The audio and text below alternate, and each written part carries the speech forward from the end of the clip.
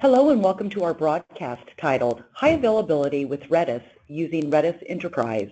It's a pleasure to introduce today's presenter, Shihan Bigelow, Redis Labs Vice President of Product Management. Redis is used in many use cases with interactive applications for delivering a fast, reliable, and snappy experience. Redis Enterprise is fully compatible with Redis applications and provides seamless high availability and disaster recovery for Redis applications. In this talk, Shihan will cover the high availability architecture in Redis Enterprise that is powering both Redis Cloud and Redis Pack. He will detail the types of replication tuned for LANs versus WAN replication, as well as outlining the high availability capabilities that safeguard against node, rack, zone, or regional failures. Today's broadcast is being recorded. Following today's event, an email with a link to the recording will be sent to you for sharing with your fellow workmates. We will be taking questions throughout the broadcast. There is a question and answer feature in the control panel you can use to post questions. Questions will be answered in the order they are received. Again, thank you for joining us today, and at this time, I'll turn the broadcast over to Shihan. Shihan, take it away. Thanks, Sharon. Hi, everybody. Thanks for joining in this morning. I'm going to go over the high availability architecture and how to build highly available applications over Redis quickly. I want to start with a quick intro of Redis Labs and Redis Enterprise.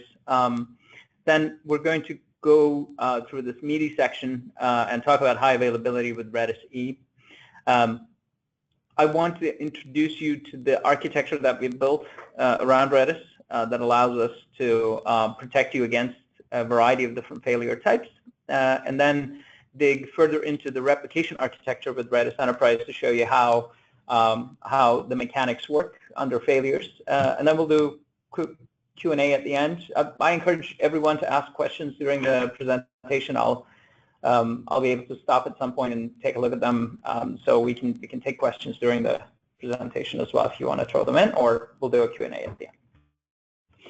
All right, so Redis Labs is the company behind the open source Redis. We work and contribute to the open source platform and build a enterprise technology platform that is branded under Redis Enterprise logo that you see. Redis Enterprise is the core technology that we use for all of our products. It's the underlying platform. It's one common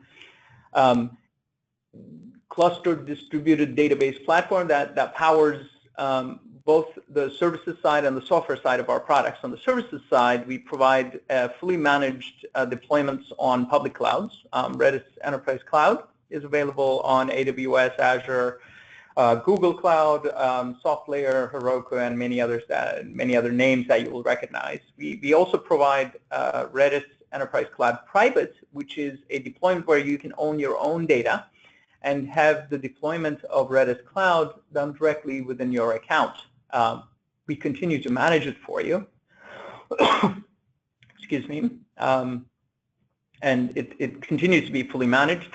It provides additional capabilities like the ability to extend RAM into Flash using our unique technology called Redis Enterprise Flash, and gives you added capabilities. It gives you a single bill.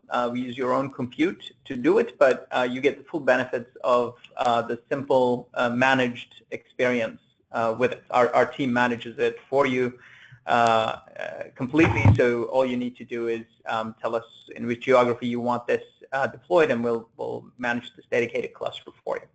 On the services side, we provide products that you can deploy in private clouds or in your on-premise environments.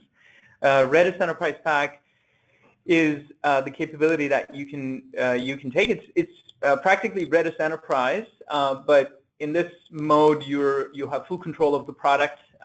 You manage it yourself within the environment that you want to deploy, and operationally you have full control. And Redis Enterprise Pack Managed is a mode where we can run Redis Enterprise Pack for you in your own private data center. Now, the products have been around for a while. The Redis Enterprise platform that powers both of these products is today handling over 250,000 databases, and we get around over 600 new databases in our cloud services. So the maturity of this product has been there and proven with many customers who we've been running on this cloud platform for a long time. This is a quick map of a distribution of our customers.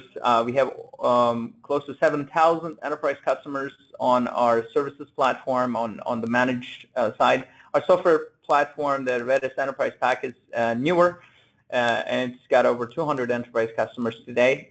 We also have provided free tier, so there are over 60,000 accounts today on our platform that are free, and these are the customers that take advantage of our platform and run Redis managed services with our cloud offering at the free tier. And before I dive into the technical information, I just wanted to show you a quick scheme of some of the names you might recognize that are our customers today. We operate across many vertical industries and have many names you will recognize on this slide. I won't go into details of each, but the technology has been powering large and small, a variety of businesses and variety of different vertical spaces. All right, let's dig deeper into the architecture here. What I'd like to do is start at the cluster level and show you what the Redis Enterprise cluster architecture looks like. At this level, you can see that we have identical nodes for Redis Enterprise. Again, Redis Enterprise powers both of the models, both our cloud deployments and our on-premise deployments, Redis Enterprise Pack. The reason for the identical nodes here is it simplifies the scalability architecture that we built. So simply, if you want more capacity and better throughput, you can add another node, redistribute your load, and you essentially continue to serve more traffic with this.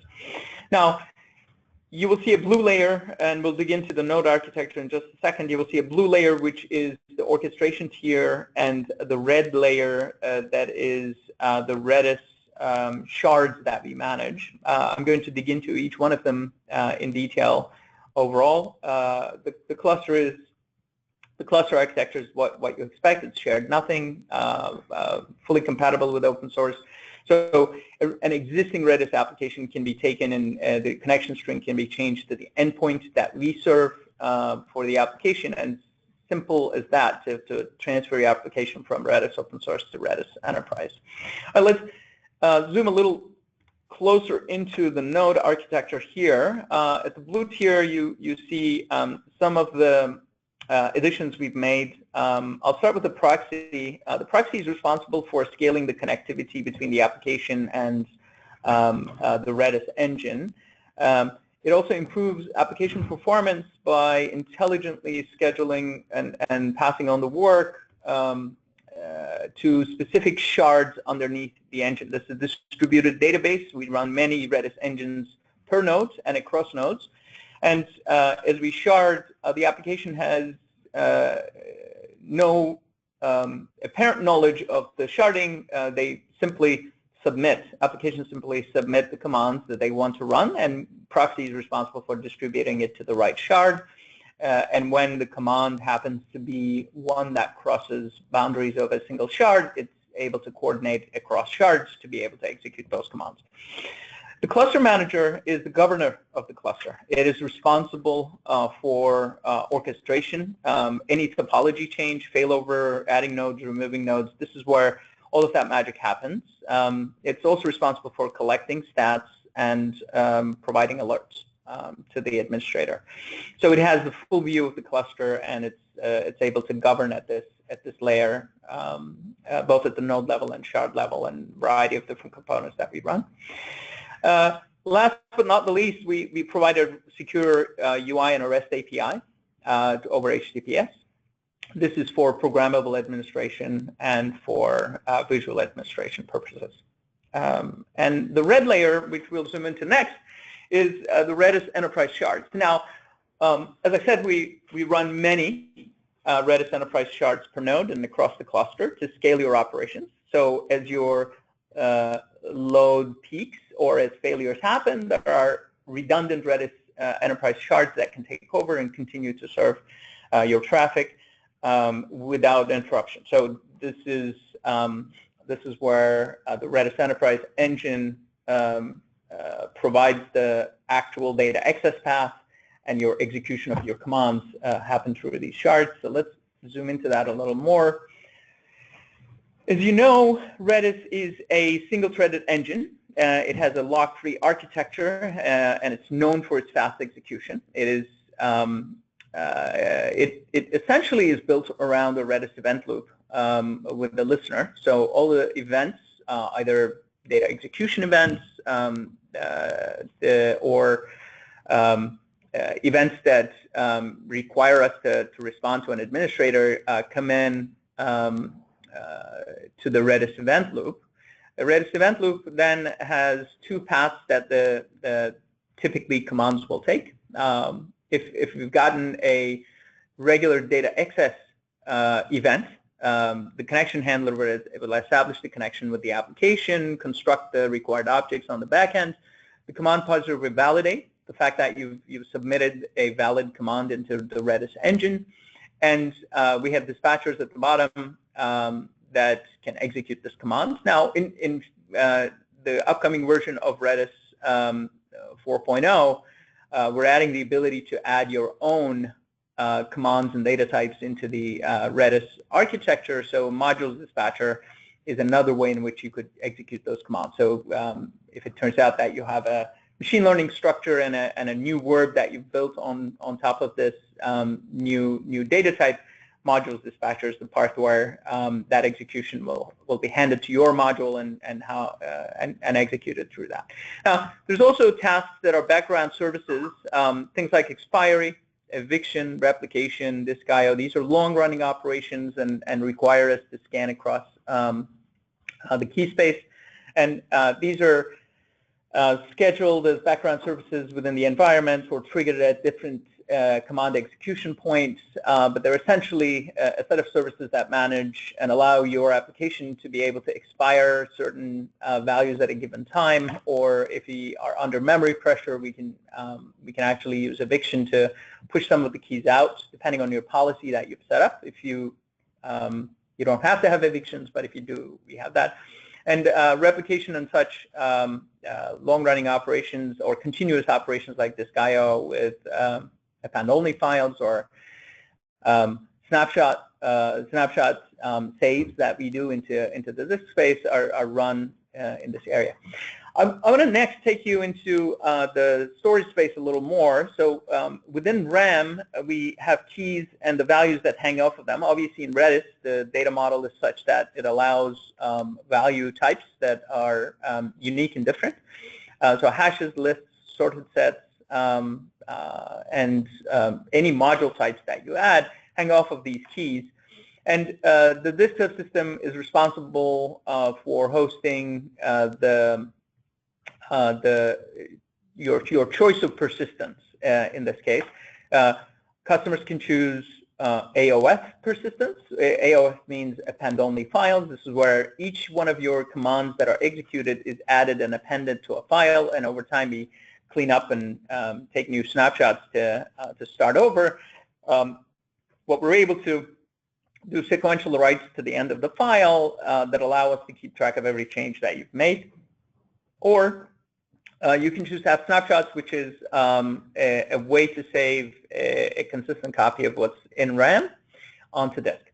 And we continuously do that snapshotting over time based on a schedule. And those are two options you have for persisting the data that you have in Redis and being able to recover it under machine restarts, etc. All right, there is a slight difference in the Redis Enterprise architecture in some cases when you choose your database type to be different. There's a variety of different database types, but I'll talk about one that is tied to flash memory and how we use flash. So at the process space, it is a similar architecture. I'm oversimplifying here, but when you choose flash extension, our shard that executes your data path now is able to not only keep keys and values in RAM, but is able to push some of the values that are not frequently used into flash. And the reason we do that is to allow applications to build much larger data sets that are accessible within Redis. The way we decide on where to place your values is based on the access pattern you have in your application. So over time, if it turns out that certain keys become more popular or new keys are inserted, and those are the ones that are part of your hot working set, they stay in RAM. But as less frequently accessed values happen to come in, we can push them off the flash. The unique ability here is not only to store the values on flash, but our ability to construct a much larger data set at tens of terabytes or hundreds of terabytes level, where you could essentially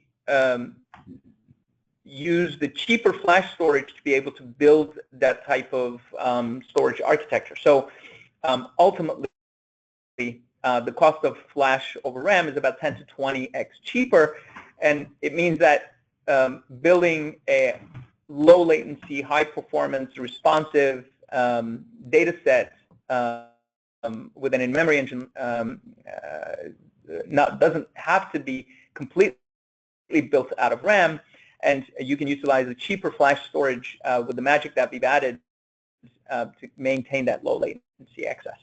So that's what the flash extension allows us to do. All right, so I'll focus back on the high availability architecture here. We've gone through the Redis cluster architecture, Redis node architecture, and the shards. But I want to zoom a little further into the replication architecture here and tell you how replication is stitched together within the environment. Now, replication architecture that we have is tuned for two types of replication. We have local replication within the cluster. This is built for low latency LAN-like access. So we assume our nodes are close to each other within, millisecond or less than a millisecond latency, ping latency between each other. We have high bandwidth between them, and we tune our replication architecture here for us to aggressively replicate the data for protection against node or rack failures or availability zone failures, so that we can have the data available immediately as soon as you issue your update in another node of the cluster, and through the LAN-based replication is responsible for maintaining that low lag for best protection against failures. We also have a replication architecture that allows us to replicate efficiently across WAN. Now, in this case, we assume lower bandwidth and higher latencies. We assume noisier networks, so the replication is tuned in such a way to allow us to push data across the wide area network. And I'll get into the details of each and show you how what topologies you can construct with each one of these replication architectures. So let's focus on the local replication first. This is a quick picture of a 3-node cluster: node 1, node 2, and node 3. Node 1 happens to have 2 shards. We have a total of 4 shards that are in master-slave replication relationship here. So M1 represents master 1. Our replication architecture takes that to node 3 to a slave, so it's a redundant copy.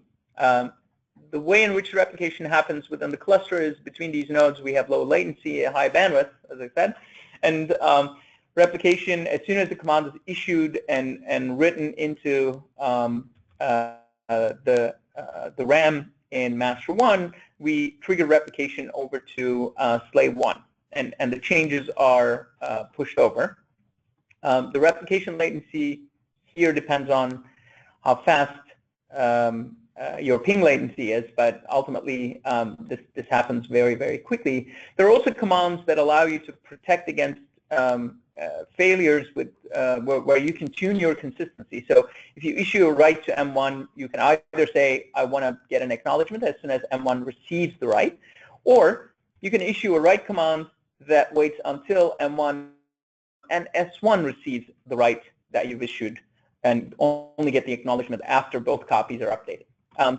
The replication is intelligent enough to be able to coordinate with commands, a command called wait, that allows us to provide better consistency even under failures and guarantees of consistency even under failures. Now, M2 and slave 2 is in a similar relationship, and as you're writing, and if something happens to node 2, the operation, the cluster manager that we looked at previously in the architecture slide, communicates with slave 2 and promotes slave 2 to master. And when node 2 is repaired and brought back, it assumes the role of a slave. The administrator then has the ability to also migrate the shard across back to node 2 if it chooses to do it. So this is local replication. It's tuned to protect against these node failures, shard failures, or by specifying rack layout in your node setup, we can also smartly place your shards in nodes that are across racks. So if it turns out node 1 and node 2 are on the same rack, we can avoid placing a master and a slave both on node 1 and node 2 and push the slave off to node 3. This is what rack zone awareness provides. Let me show you quickly what this looks like. So I have a 3-node cluster here. I'm going to quickly refresh. It's a fairly simple setup. Now, enabling replication is fairly simple. Under the databases tab, you can see I have a database. There's a lot of statistical information that we can provide to you. But if you edit the properties of a database, the way to enable replication with Redis Enterprise is as simple as checking this box and pushing the update button. It ultimately creates additional replicas, shards, for us to redundantly copy your data. And as I said, that allows us to protect you against node and rack failures. Now, I'm going to go back to the slides to show you what we do for protection against regional failures, and this is where you can use cross-geography replication. We have 2 modes that we provide. One is going to be in the upcoming version of our product, but this replica of capability, this unidirectional replication that we have, is available today for you to use, and I'll show you in just 1 second. The idea here is that you can have clusters across geographies. A, B, and C represents 3 different data centers in different continents. Now, we locally protect you against failures through local replication, but you can also set up the replica of relationship, where you can say B is a replica of A and C is a replica of A to distribute the data to these geographies. The architecture is plotted out here at a high level. So you have a cluster in A, data center A. Let's call that the source database. And you have another cluster in data center B, and that's going to be the destination database. The destination database has a process called a syncer, which is responsible for efficiently pulling the changes away from the source database and saving them to the destination database. This is done over a compressed stream, and a syncer is also responsible for incrementally and in an orderly way replicating the information. So the changes that are happening within the source database in their order are replicated incrementally to the destination database, and it maintains and allows clusters to go through topology changes, etc., and handles all the failures that could be happening. So it is possible that you may end up with a 5-node cluster on the source database and 3-node cluster at the destination database. That's perfectly fine. The syncer is able to replicate this information even under changes or differences between the topology of the 2 clusters. It's easy to set this up. I'm going to show you again one quick area. We're in the web console for Redis Enterprise. We provide an endpoint for databases to connect to. There's a there's a URL-based connection that you can establish, or an IP-based connection that you can establish to this database. You can also ask for let me cancel out of this. You can also ask for a URL for Replica.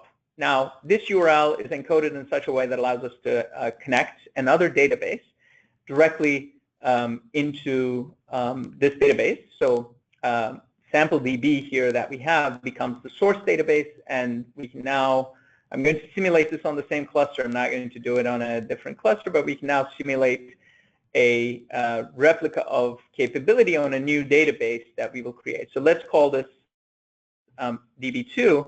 DB2 is going to be a replica of a database that we have on the same cluster. It turns out that typically this is on a separate cluster. And this encoded URL with Redis protocol is the one that allows us to find the source cluster. I don't have name resolution, so I'm going to fall back to the IP-based connection method here. This is running on Docker on my local laptop, so excuse the speed of things here. But ultimately, this saved destination encoded URL is how DB2 is going to find DB1 and start pulling the changes away from it. Replica is flexible enough to be able to have DB2 pull from multiple sources. So if you wanted to consolidate multiple data sources, there were multiple databases in different geographies that you wanted to consolidate into one, you could do that. This is also a chainable replication protocol, so data center A can replicate to data center B, and data center B can be a source for another data center C with the replica of topology. It's a quick demo of what Replica provides. And I finally want to talk about the new coming replication topology that we're going to allow with multi-master deployments. This is where you can see A, B, and C in a relationship with bidirectional replication, where you can write to any one of these geographies and the changes are going to be communicated across all the clusters. Now, different from different from some of the existing engines, we provide a sophisticated conflict resolution and concurrent write mechanism built on CRDT. CRDTs are conflict-free replicated data types, and they're essentially a mathematical model for us to allow you to write concurrently to sets, lists, or other sophisticated data types and have intelligent conflict resolution without heavy consensus protocols. So ultimately, this capability is great for geo-distribution, and with concurrent writes, it has the ability to provide smart conflict resolution, and it has the ability to have low latency replication across these geographies to maintain up-to-date copies across all of these geographies. I mean, CRDTs were able to give you a consensus-free reconciliation, so your local updates are done at the speed of Redis. But when it comes to replication across the clusters, we're intelligent enough and there's enough metadata within each type to allow us to understand the type of write you've made and understand the conflict and resolve that intelligently using the data types we have. Now, we call this model the strong eventual consistency. It's achieved through a set of magic around vector clocks and intelligent types that we've built. And there's a number of different ways in which the CRDT capabilities that we built has the ability to solve conflicts. I won't go into too much detail. There's going to be a great set of upcoming announcements about this technology, but the idea is that there are types of conflicts within sets or lists that we can handle in ways that a last writer wins type conflict resolution mechanism may not be able to handle. For example, if you're adding items to a set, it is perfectly possible that geography, data center A and data center B can do that concurrently, and there's no reason to pick one or the other side as the winner of that at write, we can actually merge both of them together and give you a set that contains both the additions that data center A and data center B has made to the set. These are the types of operational smartness that we built into the data types that allow us to provide much more sophisticated conflict resolution with this architecture. All right, so we've gone through the full cluster architecture. We've looked at the clustered node and the Redis shards. We've also looked at the local replication architecture as well as the replication architecture we've built for crossing geographies. I've also talked about the new multi-master capabilities that are coming to Redis in the upcoming version, and we've done a quick intro into how that mechanisms allow active writes across multiple geographies when using Redis. This is it. This is what I had today. I want to encourage all of you to come to Redis conference. It's approaching quickly. It's at the end of this month. We will have detailed talks about many of these technologies that you've seen here, and a great set of demos around them at Redis conference. So it will be a fun show. I hope to see all of you there. If you need to get a hold of me, my contact information is up here. Thank you. Thanks for sticking around. So we'll go back to questions now. All right, I see one question come in. It's a fairly simple one. How fast is the failover? That's a good question. Now, in the world of Redis, we obviously operate at levels of, we can do a lot within a second. So millions of operations a second is not uncommon in the world of Redis, given that we are a fast memory engine. Thus, taking a long time with failover is not ideal. Redis, we built the cluster watchdog and the architecture such that we can detect and failover in a safe manner as quickly as possible. And typically this happens within single-digit seconds. Within our cloud environment, we're able to provide 4.9 SLAs based on the architecture that we've done. But with Redis Enterprise, we're confident that we can provide a quick failover compared to some of the other platforms that you may have worked with in the past. So single-digit seconds is where we are for most of the failover conditions. Right, I see another question about backups. Now for DR, we have backups available. You can back up your data into a variety of different destinations, including S3 or obviously to the file systems. You can also use the backups to import your data. The question is whether we can do hot backups. The answer is yes. We can certainly do hot backups within the environment, so you're able to take backups while the operation is running. There's no downtime due to backups that happen with Redis Enterprise. And finally, I take a question about DR options. So I've talked about a couple of DR options here, which is the replica of capability that's available today. So if you are looking to create availability under regional disasters, the best way is to have a continuous replication over to another data center in a different geography using the replica of capability. This can be a warm standby server and other failures you can take over.